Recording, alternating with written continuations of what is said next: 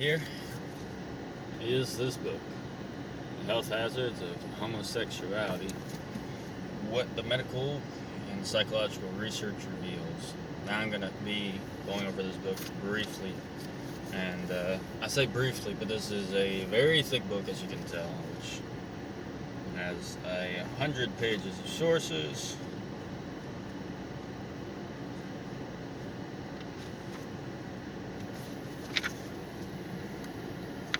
Alright, very well fleshed out. It gives you a rundown of the scope of it, the political, the psychological, the economic, the cultural, also the historical. Alright.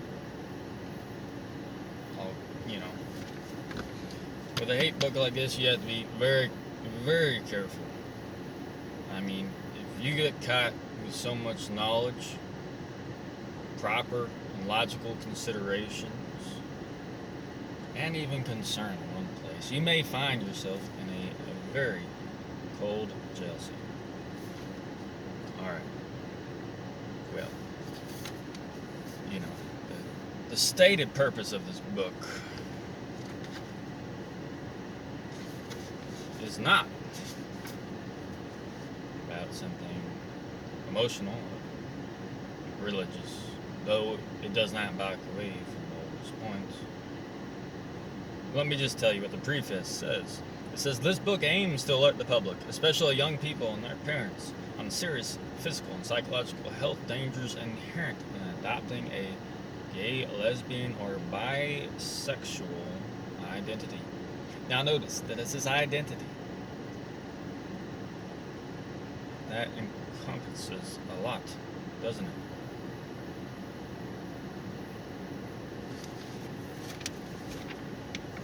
It goes on a little bit further down. This work brings together in one place the brutal facts that are often dispersed, disguised, or buried, thanks to the power of the homosexual lobby and their allies. It has a nice little excerpt from a psychologist, Joseph Nicolasi. Most medical groups have embraced the homosexual agenda and are advocating that lifestyle, despite all the scientific studies and medical evidence that demonstrate the medical and psychological risks. Homosexual activism and political correctness are clearly trumping science. And wow, that's a great statement to preface this book, because that's what you see. When people have this conversation, it's nothing to do with the facts. It's nothing to do with race or disease. Things that aren't even related to sex, which come up in the discussion and as an outcome of these actions. People's mind has been turned down to be so narrow. And so I would say dehumanized. To only focus on one part of their nature, which is their ability to sympathize with the cause, to have a mode of projection, instead of the type of calm, rational, logical considerations that should be taken when we're considering society at large. That is, they identify completely with the personal and forget about the general or the greater. Why be concerned about homosexuality? The introduction continues.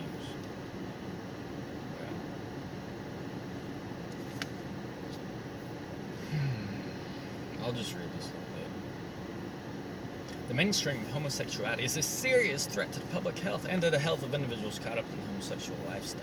The American public is not being told how dangerous homosexuality is to physical and mental health, as well as to our larger society. Rather, homosexuality is now generally presented as normal, respectable sexual expression which can be engaged in safely. In fact, this normalization of sodomy and other dangerous practices requires our society to engage in mental gymnastics, which severely distort our social, commercial, and legal interactions. That is, improvement of homosexuality is a capitulation to irrationality, which profoundly affects our society.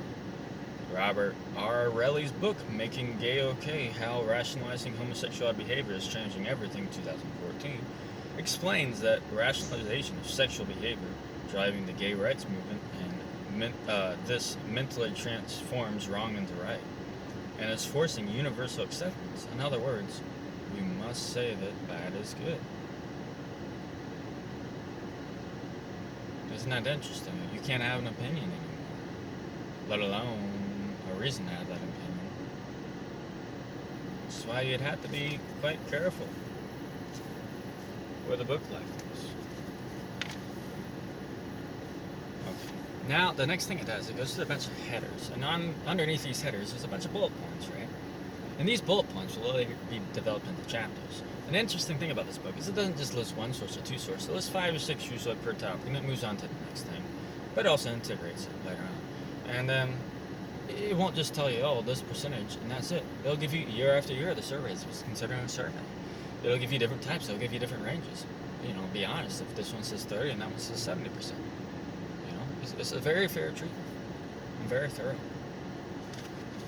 You know, the first header here is a public health crisis because it's more than just the individual. You know, this can affect your granny. All right. I mean, not your kinky granny. I mean, just your normal granny in the hospital. You know, things like MRSA. You know, 13 times the rate. That's what homosexuals have of MRSA. And certain diseases have certain, you know, thresholds of population that they need to thrive. You know, that's why cities aren't a good idea either. All right. So gay, lesbians, and bisexuals have 3 to 4 times as many partners as heterosexuals, compounding the risk. That's another thing. They're more promiscuous. A lot of this too is on self-reported, you know, surveys. By the way, it's not. These are gay people, and gay people have so many partners. It's like the horse say, you know. It's just saying these health hazards aren't well known by the public, which is true. You know, when you say homosexual and risks or something, you know, it's like people think a little bit, but you know, they think, oh, this is just you know, a myth made up by haters. There aren't any real risks. But when it gets into the details, the construction of the body and things, you see why the risk exists. And we'll get to that a little bit later. Yeah, it also goes into more of the political social. Public schools are now normalizing homosexuality. Why is it that we're reading with transsexuals at the library? You know, medical professionals who choose not to put their stamp of approval on homosexuality are facing persecution and even discrimination in the workplace. So again, you know, if you're saying no, this is going to increase your chance of diseases, I don't think it's a good idea for you to do this. This might make you die 20 years sooner. You may not be able to practice medicine for properly advising your patient. Okay, and then the next header is against natural law and the social contract. To read a few bullet points from there. Illness, physical and mental, following from homosexual identification behaviors plays a huge burden on the health system, affecting everyone's healthcare costs. And you know, it's what I do in my bedroom. Yeah, until you get to the hospital, until you have, you know, tuberculosis, until you have a staph infection, until you have AIDS and you need a viral treatment, until you get something stuck up your anus. Pardon me, but it happens more than you would think. This book doesn't leave stones unturned, I tell you that. If you're curious about that, you can get this book and find out just how often it happens that people turn up to the ER with things up their butt. Why should Billy Joe and Joanne have to pay more when they actually have an accident because of this, you know? The homosexual lifestyle is at war with the individual, the family, and society's stability. Society's rationalization of these behaviors forces everyone to accept abnormal as normal, unhealthy as healthy, wrong is right, bad is good. Public accommodations no longer can turn away sex conferences and celebrations, some of which contain the most deprived practices for fear of discrimination. That is, they may be called haters. And in this process, they're exposing all kinds of citizens, which may have nothing to do with this, which may want nothing to do with this. They're on their way to work to be seeing these things, you know, like the Pride Parade going downtown Columbus that I just saw with my wife a little bit ago. This last weekend, I think, or the week before. She led almost crying. She is a sensible and very caring woman. And the thing is, she couldn't stand seeing kids there, watching the things we were seeing. Naked women, and you know, there's kids like right around there, crazy mask and things like this, you know. Oh, it's just innocent, it's just fun. But if that's disturbing to me at 26, imagine, you know, a 5-year-old, a 6-year-old kid in a stroller. Sexual orientation. Now, no one is born gay. That's the stance this book takes, and you know, it's splitting hairs. It's not just being anal about it. It actually flushes these things out pretty well enough that it can do that and get away with it. You see, because homosexuality is comprised of behaviors, not innate biological characteristics. That's a simple statement. But, you know, are you homosexual because you have sex with men or because you like pink things? There's plenty of straight men that like the color pink. You know what I mean? There's plenty of men that are more feminine, which still have a wife and children and haven't ever had any or any other type of gay sex. Alright? And it goes into this, you know. Twin studies. You find that in intelligence is very inheritable. You know, some people say only 0.5, 0.6, but it seems to me, from what I looked at, it's between 0.7 and 0.8.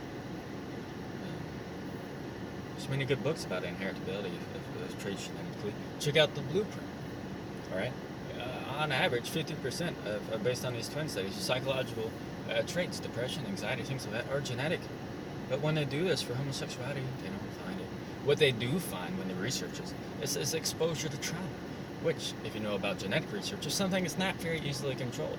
Yes, to a degree, you know, you can be in a certain environment, but that's more of a reflection of the genetic predisposition of the parents to acquire wealth and social status, which then leads to a better environment, or maybe someone doesn't come unless your kid, or maybe your kids aren't around the same other type of, what do you call it? I just call them munchkins running around. You know, with the smartphones and porn and everything, because maybe their parents don't care. Things like this. But what it comes down to mostly, when they do find correlations, I mean, it is that these kids, or these people now that are homosexual, were abused as kids. They're molested. You know, exposed to pornography, things like this. This will mess with the brain. But that's the point. These things mess with the brain, right? So we're talking very simply here, but you should know what that means. That means there's an action, and then there's an effect. You know, that is that the neurological models, and it goes into this a bit more in depth with the neuroscientists talking about it. You know right now that could be an appeal to authority. But I'm just saying that the modeling, the plasticity happens after exposure, and when you take on that identity, now you're exposing yourself more and more and more, and then, you know, gradually you produce this stereotypical brain programming or way that you come across the society or interface with people. That is a gradual process over years. It requires complex cycles and circuits in the brain, some of which don't even develop. The types of brain that are part of the process don't even develop you know, until later on in life, past the age of reason. You know, 11, 12, even later into life, you know, because your brain isn't really solidified until, you know, 25, sometimes 30 for people. All right.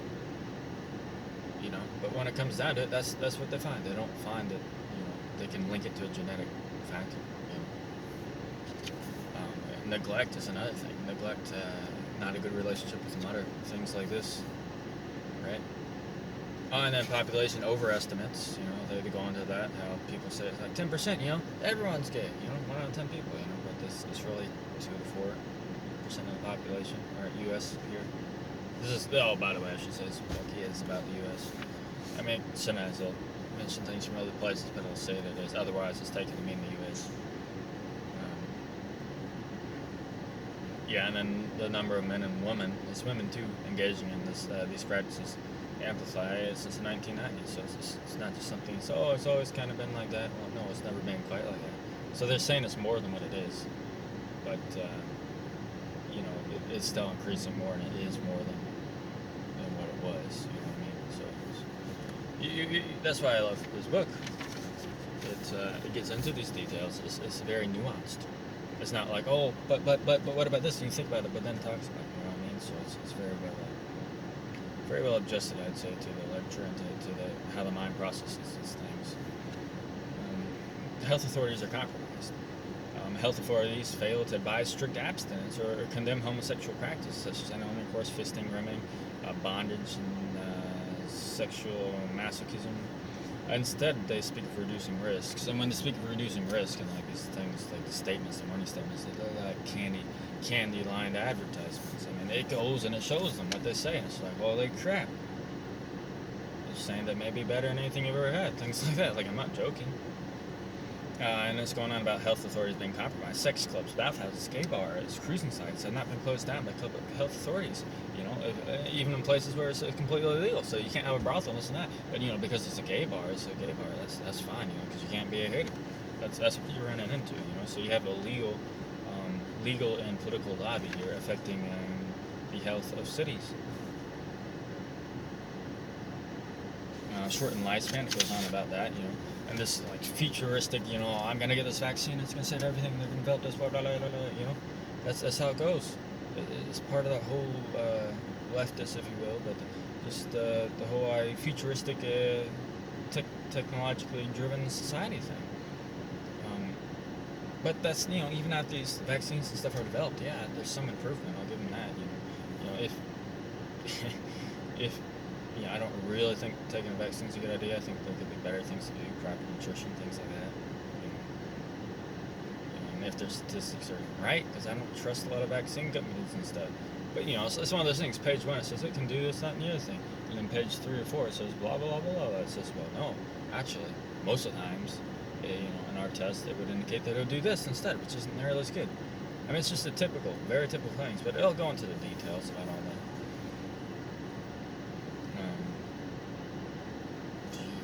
Yeah, and they're saying now younger men especially are becoming more ignorant of this. Well, yeah, because they're exposed to it. It's like, oh, it's okay, it's all right. Don't worry about the disease or whatever. It's part of your sex education in a lot of places.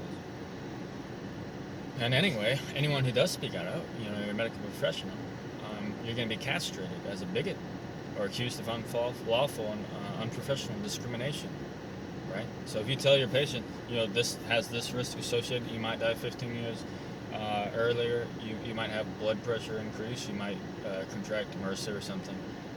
You can get fired for properly advising your patient. That's what it's boiling down to. And that's what the whole issue here is anyway. It's like, this is an emotion thing. You're attacking my identity. No, this is a biological thing. This is chemistry. This is how your body was designed. Which isn't a matter of opinion. You have an issue with God or evolution or something if you buy into that bogus. Okay? Homosexuality is a mental disorder.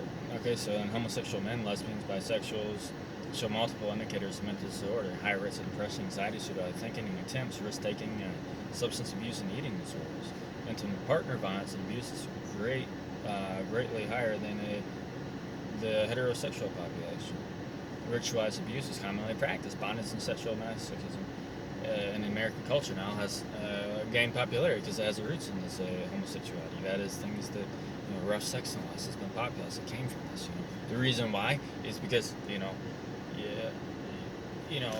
a vagina contracts and it's elastic and goes around the penis. Like, not trying to be too vulgar, but you can't really talk about this otherwise, because it's meant to.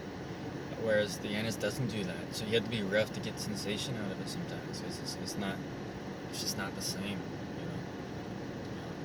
and especially when the colon gets bigger and stretched and things, it's just gross. But you know what I mean. It's you're also more likely to damage your penis and all these things. It goes into lifestyle, just higher rates among obviously the sexual diseases and stuff, but. Behavior, but also sex with total strangers, casual sex, that's like way overrepresented by homosexuals. Male prostitution, LGBT groups. This is the stuff. The legal groups, like, oh, it's just blah, blah, blah, blah, it's innocent. It's just people doing stuff in the bedroom. No, there's legal movements to have these things be legalized in the sense that, if you're having sex in public and you're gay, you can do it. And then another point about the lifestyle is only 4% of, or smaller, so it's getting the benefit of the doubt. 4% of homosexuals are saying that, not saying, but are married. So, is not monogamous at all, which doesn't lead to societal stability. It goes on in practice. Over 90% engage in anal intercourse. 40 to 60% of that is barebacking, which is no condom. And it goes on about all these other dangerous commonly practices. And when it breaks it down, it'll tell you how common they are and everything else. If you're that curious about it, felching, which is sucking ejaculatory from a the rectum of a partner. Remming, which is looking and inserting tongue into the anus. And fellatio, which is a fancy name for head, but also sex toys. Because you got to understand here, you're talking about the colon, which is part of the intestine, which is 1 to 2 cells thick. You know, that's kind of why when you eat fiber and stuff, it destroys it. You get leaky gut, as you know, proven by gut permeability tests. The only way to have a healed gut, you know, the only data in the world doing that is people without fiber, without passing it out. Because ours, you know, I probably can't do it with my finger. It's less than a human ear. Here. It's 1 to 2 cells thick. Right. I don't know if anyone has ever made sausage out there. You're using thick intestines from animals. They're pork and sheep and all that, you know, 30, 40, 50 times thicker than the human intestine. You can still rip it pretty easy. It's easy to get holes in your sausage, you know, when you're trying to fill the meat in there. And you're not using that much pressure. And you've soaked it in bread and everything, you know. I'm just saying, practical experience, people. Anyway, you know, the colon, the thing about the colon is it's designed to absorb things, liquids and things into the blood, because that's how you digest things. It's not about breaking down in fires. It's just you bringing things into your body, really. It's like through fat and cells, and then it gets into your blood. That's how it works. All right. So this process here with sex is that you're damaging that lining every time you have anal sex. And then you're opening up blood. You know, even if you're not bleeding down, you know, when they examine it, you're still bleeding in there a little bit every time. And then you get like fecal matter and things going into your body. You get inflammation, which is why you have more heart disease and stuff with homosexuals. Autoimmune diseases, just faster aging in general, but also certain bacteria, which are down there, like certain strains which are fine down there. They can get into your blood and spread, and then they can into your body fluids that way, and then you can spread in other people. You know, E. coli, things like that. Tuberculosis on the rise, even though it doesn't have to do with sex, just for these very reasons. It completely subverts the immune system entirely, right? And you have a direct back door, if you will, literally, into the human system for viruses and diseases. All right, it's like there's no better setup. Compound it with sperm, which suppresses the immune system. You know, like in the vagina, it's supposed to make sure that the woman doesn't, you know, just flush it all out and get rid of this stuff. It has the same effect on other cells. You know, if you're gonna put ejaculate onto your cut, it's not gonna heal as fast. Okay. So it's the same issue there. You know, it's like the worst scenario possible for disease. And then you have all these diseases, so your immune system in general, you know, it collapses on itself. It gets very weak. And then now, you know, it's like I was talking about, is anyone, your granny in the hospital, she has MRSA now. You know, why? You know, 13 times the average rate for homosexuals have MRSA. I mean, they can be cultivators, which if you understand anything about diseases, that's kind of the risk.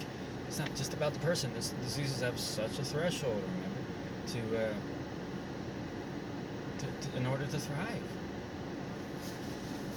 So it just goes into all that. Resulting disease from men who have sex with men.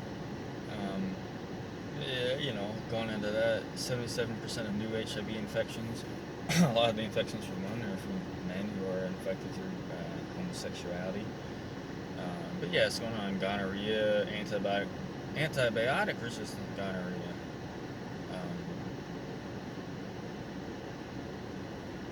You know, it goes into more details too, or whatever, but of course, hepatitis and all this stuff, penile energy, bowel diseases,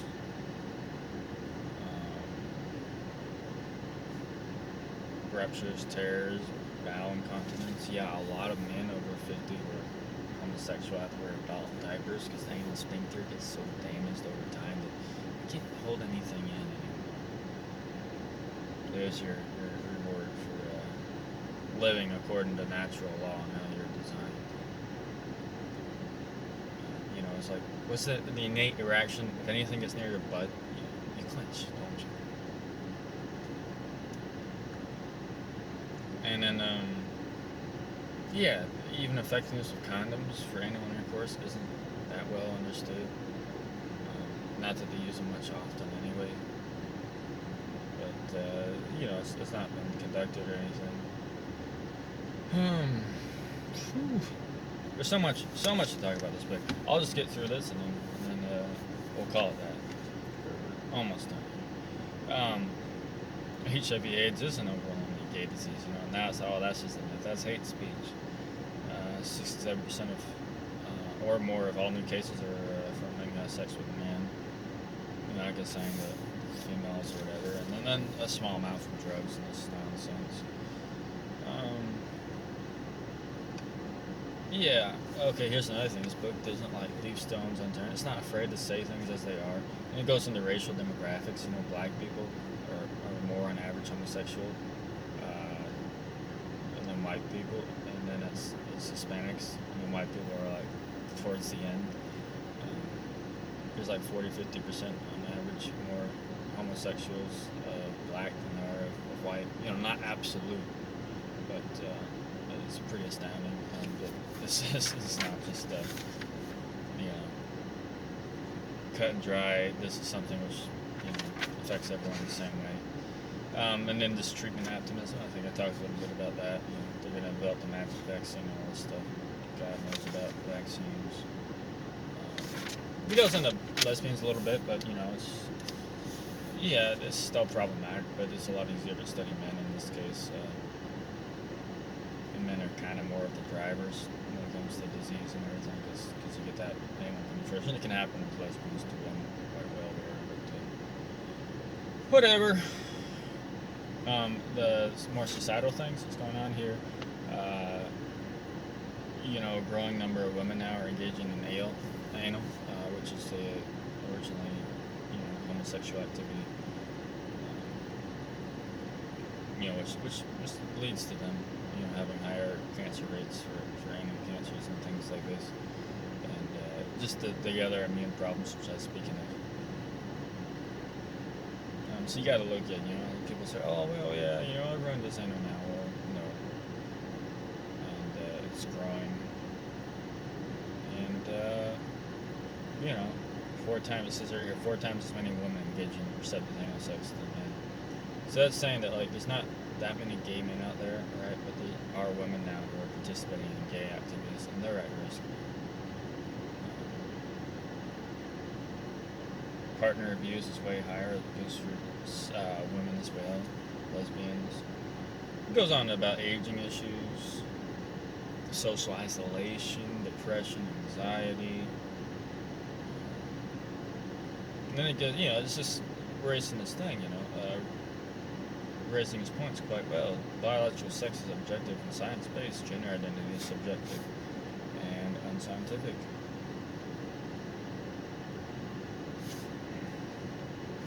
So that's kind of an idea about the book, and I do appreciate that it goes over definitions and things. It's very well clear. For sodomy, well, what is sodomy? Anal or oral copulation with a member of the opposite sex. So sodomy is even having anal with your girlfriend. That's sodomy. Copulation with a member of the same sex, or bestiality. Right? And these things kind of go hand in hand. That's the scary thing. So that's pretty much what summation here, and there's some also just societal kind of more philosophical commentary as well. They include that too. The culture of death, for example. Here's an excerpt.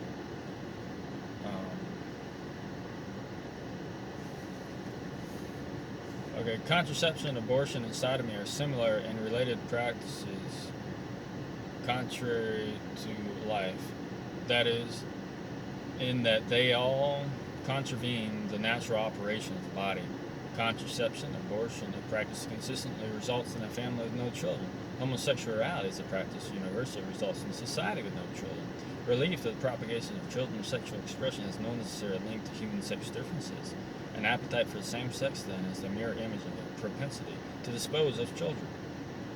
You know? I don't know if you know this, but, especially among Europeans, fertility is tanking. There's hardly one or two populations in the world that have fertility rates well for Europeans. So we can't be messing around with this for that reason also. We need babies. Bisexualism, if you are homosexual, it's still, the risks are compounded. Alright, so that's pretty much it, There's so much to say. I can't say that's it because, God, this is a textbook. This is something you put on your shelf. This is something you pull out when you're curious, or if you're in another debate about somebody, and they're saying, well, what about this, that, and the other thing? It's just, oh, Lord, 2.89 times the substance abuse in the general population. Going into like the effects of meth. You can use meth as a sexual stimulant. You keep it going for 8 hours. And you imagine you're in a sex club or a sex retreat and you have 8 hours. You know what I mean? It's just like insane. Promiscuity of these people. It's tough to believe some of the things, but they're saying, the majority, I think it was 60 or 70% have over 100 partners.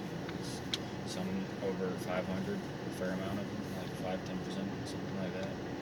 It's insane, like this.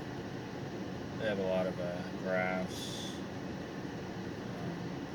societal commentary, safe sex campaign. They go into, some of the participants in normalizing this. It's